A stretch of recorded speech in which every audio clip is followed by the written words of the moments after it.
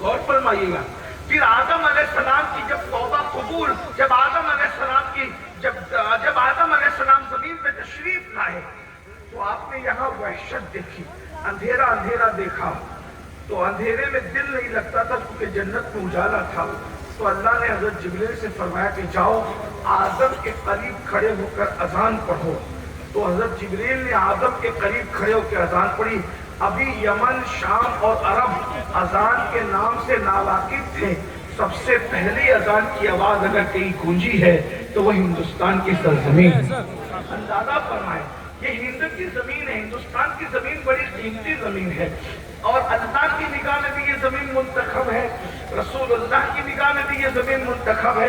خود اللہ کے رسول علیہ السلام و تسلیم نے جو ہے اس زمین کی جڑی بوٹیوں کی تعریف فرمائی ہے.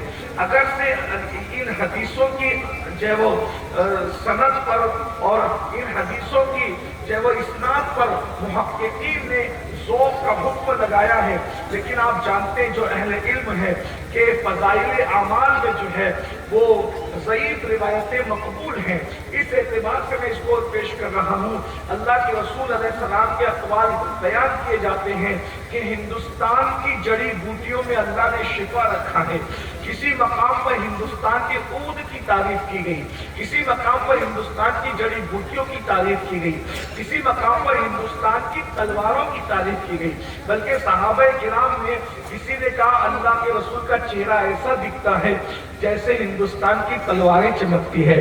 تو حضور علیہ السلام نے اصلاح فرمائی کہ یا کسی نے اصلاح کی کہ یوں نہ کہو کہ ہندوستان کی تلوار کی طرح، بلکہ یوں کہو کہ چاند کی طرح چہرہ چمکتا ہے. اس لیے کہ تلوار میں لمبوترا پن ہوتا ہے اور چاند کے اندر گلائی ہوتی ہے. اندازہ فرمائیں تو ہند اول دن سے نگاہ رسول میں بھی ہے، نگاہ خدا میں بھی ہے. اسی لیے 12 سے زیادہ صحابہ کرام کے مزارات ہندوستان کی سرزمین پر موجود ہے، اور انبیاء کرام کے مزارات بھی ہندوستان کی سرزمین پہ موجود ہے.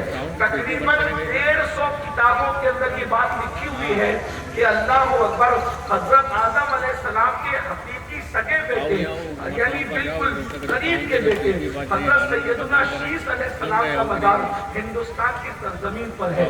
150 کتابوں کے اندر یہ بات لکھی ہوئی ہے. اندازہ فرمائیں. اسی طرح حضرت مجدد الفسانی شیخ احمد سرہندی رحمۃ اللہ علیہ نے کئی انبیاء کرام کے مزارات کا تذکرہ ہندوستان کی سرزمین پہ کیا. اصحاب رسول یہاں موجود ہیں، انبیاء